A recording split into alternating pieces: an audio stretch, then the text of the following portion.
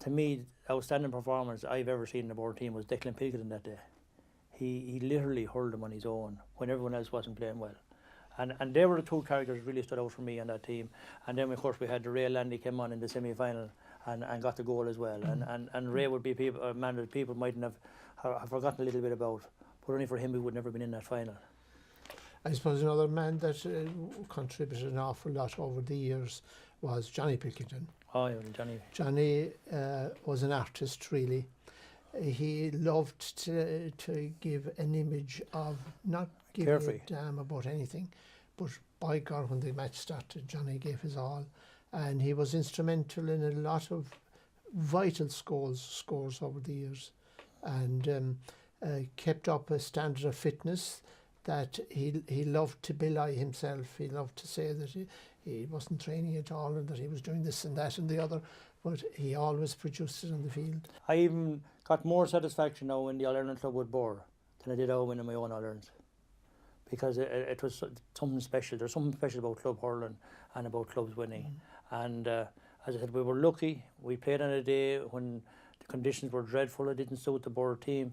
We were lucky to get a second chance, but we took it well when when the players grasped it with both hands when they got the second chance. The great successes of 4 All-Ireland wins, as well for the club as for Offaly.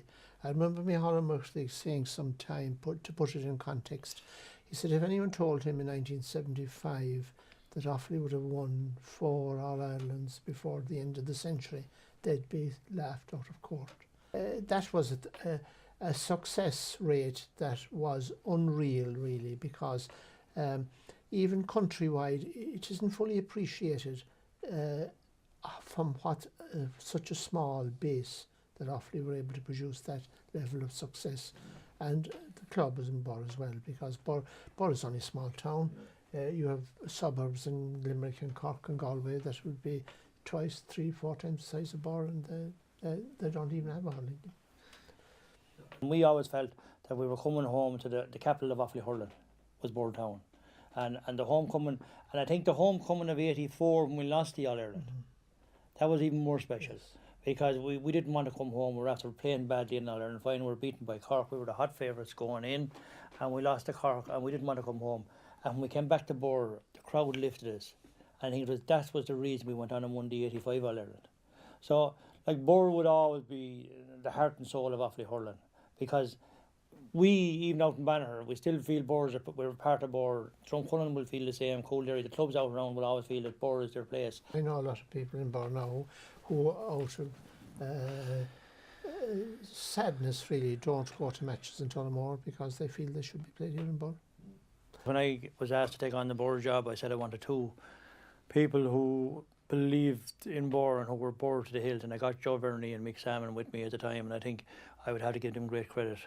I think very few people might know that or remember that, but certainly for me, there were 2 people that I really appreciate the help they gave. And there was one man who used to come into Birr, even though he wasn't a Birr man at the time, was Joe Dooley. You always found him in Brendan's Park down there on the bicycle, and even when we were kids coming in to play matches in Birr, they were always seen to be at those games. Whether their own club was involved or not, they were always at games in Birr, like, you know. There are challenges definitely at school level, at primary school level. The teaching profession is changing very much. We can no longer expect from teachers what we got in the past. So I feel that clubs must do more to promote the games in schools, and they must have people going into the schools to take over, especially after school maybe.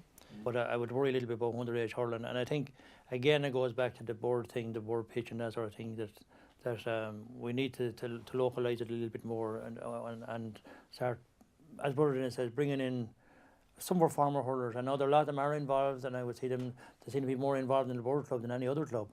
But we have to go back to basics again and start coaching at a very early age. Okay. Going back to when the games were played in Birr, I used to remember people coming in from East Galway because there was underage that time in Rhinos and Birr was terrific, like, you know. But as I said, there was a few people. Brother Vincent was brilliant. At that time, Gerv Fogarty in Rhinos was brilliant. With young people and of course Patrick must get a lot of and then Patrick came in, and when they brought them together, I think he was the right man at the time because he was involved in both, you know. there was other people that got involved wouldn't have been as good, I think, and they were mad to get involved.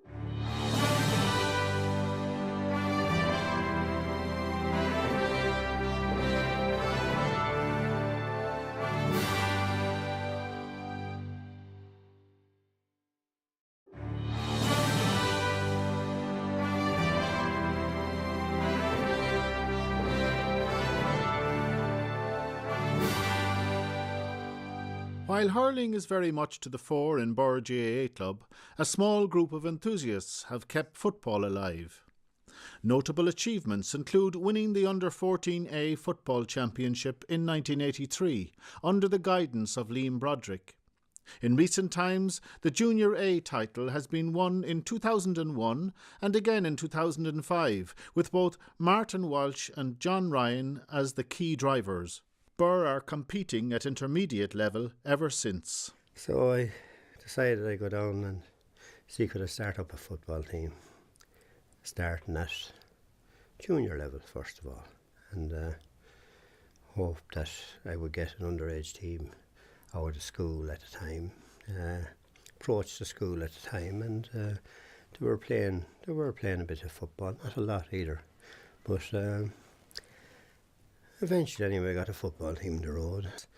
79, then again, we won the Junior C again. At the time, of course, it was hurling football. You know, it was a kind of a. It was really a hurling club as such. And it's no use saying anything else. Hurling was the number one, right? So football was a pastime as such. So. Around that particular time, the school changed over, and there was a Liam Broderick came into the area, and Liam, lo and behold, put the whole shoulder to the wheel straight away and got a Board and a Skull team out in football, a first, and lo and behold, they won the final of that year. That there would be 11-year-olds and under 10 and under 12. The likes of Dahi Regan, Johnny Pickett and Brian Whelan and Gary Cav. Of the team now that was going to come along and win an A championship. There was amazing scenes at it. We wandered through our age group in the under 14 in 82, and we were beaten in the final by Clara. Lads, I have a loophole. Team list wasn't signed by the club secretary. We got a refixture and we beat McCormack. Was winning the 92 junior final, beating Tullamore after a replay. That was my biggest, that was brilliant as a player, and being a manager as well, it really set the whole scene for me. It was really brilliant, absolutely fabulous, so it was. Well, my playing career started, like most young people in Birr, with Brother Vincent in the national school. Brother Vincent, no matter who you were, what your ability was, he brought you down to the Brothers' field and he coaxed, cajoled and ensured that you started playing at the earliest possible stage. At that time, Brother Vincent was all about you playing, and the next ball is what he always encouraged you to do, and out I went and won the next ball.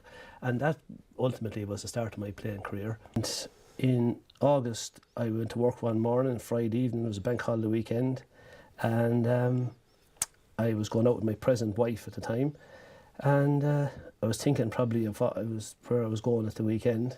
Probably had plans, the wrong thoughts as well. Yeah.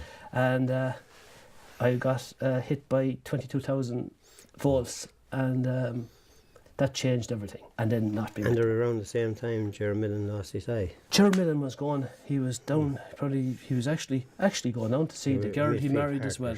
Midfield partners. Two of them. Pauline Kelly and Lustma. He met another car head on an Irish stretch, and he lost his eye. He went straight out to the windscreen of the car. No seatbelts that time. No. And Ger lost the sight in one eye.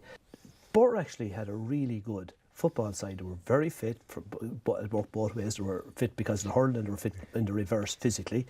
But he went down and you were going to, I think that Birr team was capable of winning the Junior All-Ireland for Offaly that year. I remember watching you in Brendan's Park. After the Birr lads had trained at senior hurling for an hour and a half, Martin must play a Westmeath team, Bunbrosna, and the match was at 1 o'clock.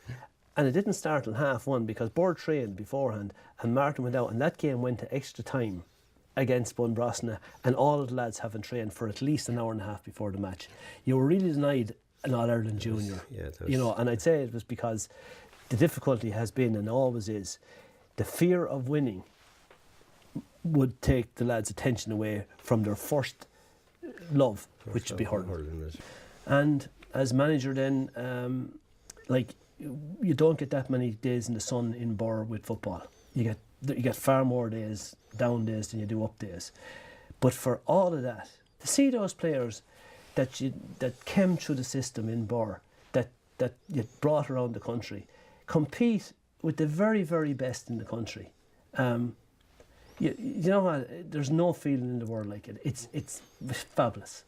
When you see and the reward of actually having the honour of being, first of all, appointed, and then to meet up with people from around the county, to act as your selectors, as your kitmen, as your physios, and to have the opportunity to choose the team that will represent our county has been a phenomenal feeling for me to be having given that honour. I was thrilled to be appointed in '85 to my first senior final. And it was like if it was yesterday. Eugene Coughlin, the Dooleys, all the brilliant hurlers from Clarine, and the Corrigans from Kinnity. All the Corrigans, Delaney, and Percy Glendon probably was in goals, really fabulous, but a fabulous, and it was a local derby, and it went very, very well for me. But in general, I've got loads of banter over the years of refereeing, and I've enjoyed the crack, and that's what I boil down to. It has kept me fit and going.